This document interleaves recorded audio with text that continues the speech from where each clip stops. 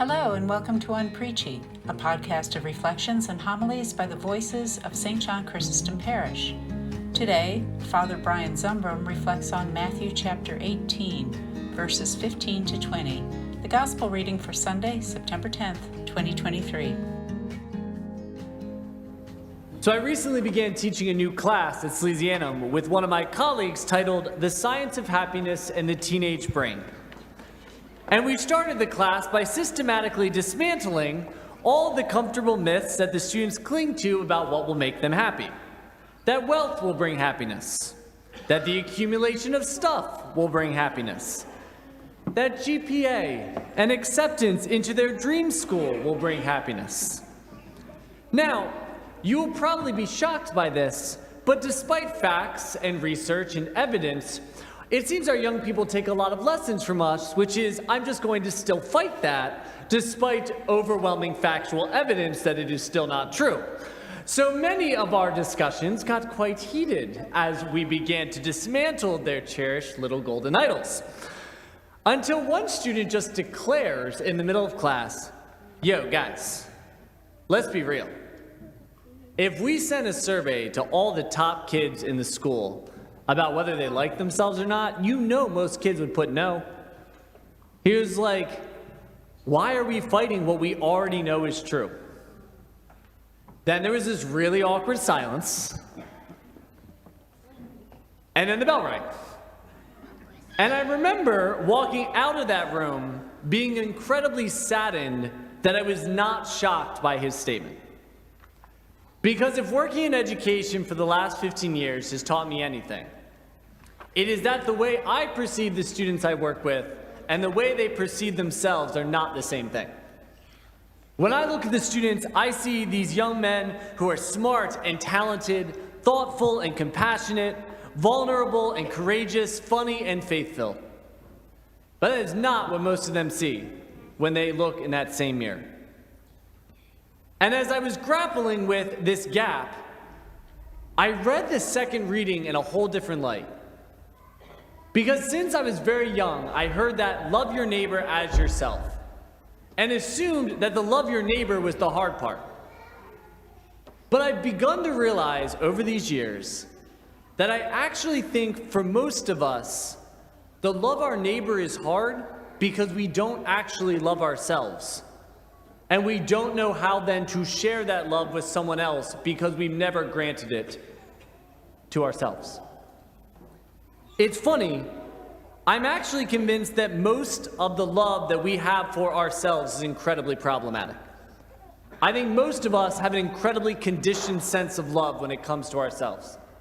I love myself if and when I achieve whatever goals I've determined have value.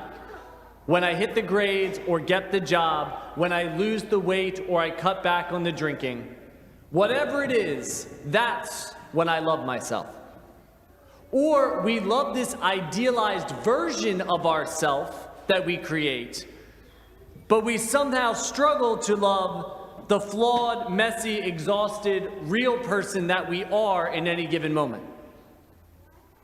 I've also realized that most of the love we have for ourselves is borderline abusive. We say things to ourselves that we would never say to someone we claim to love. We have a litany of critiques that we pummel ourselves with day in and day out, so relentlessly. And then when we're called out on it, so often we go, I'm just motivating myself to get better. We can remind ourselves with incredible detail of all the ways we failed, all the things we regret, all the things we don't like about ourselves, but somehow can really struggle to come up with the things we're proud of, grateful for about ourselves. The truth is, there are far too many of us that believe we don't deserve love, our own or anybody else's. So, is it any surprise then that we often struggle to love our neighbor, if that's our starting point? that we also then find ourselves loving the other with all these conditions? That our love for the other becomes laced with judgment and venom? For so many of us genuinely struggle to love and be loved in return. But I was struck by a quote that I read from Bell Hooks this summer that has come back to me again and again.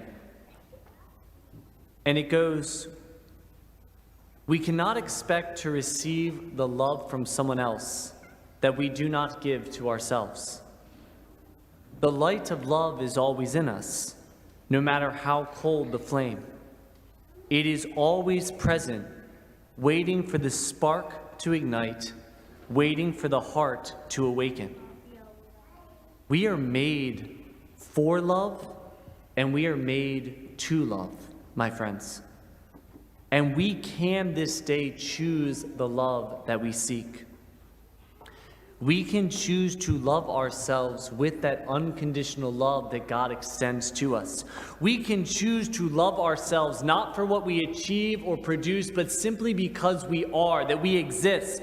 We can choose to love ourselves as we are, knowing we make mistakes, knowing we fail, knowing we are sinners, and knowing that still doesn't deny us the love that is our birthright as children of God.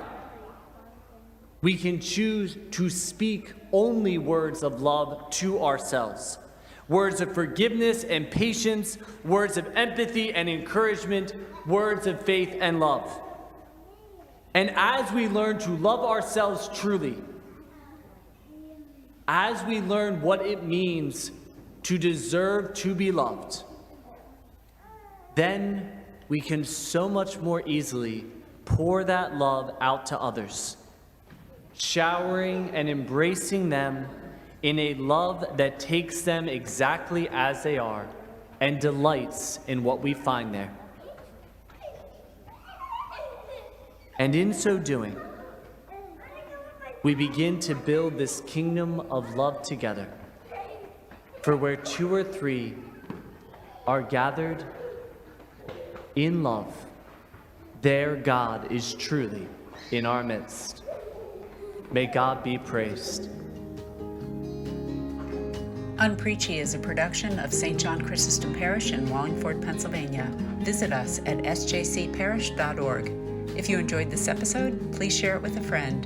This podcast was produced by Brendan Lorden with music by Skytoes on Upbeat. Thanks for listening. Be well.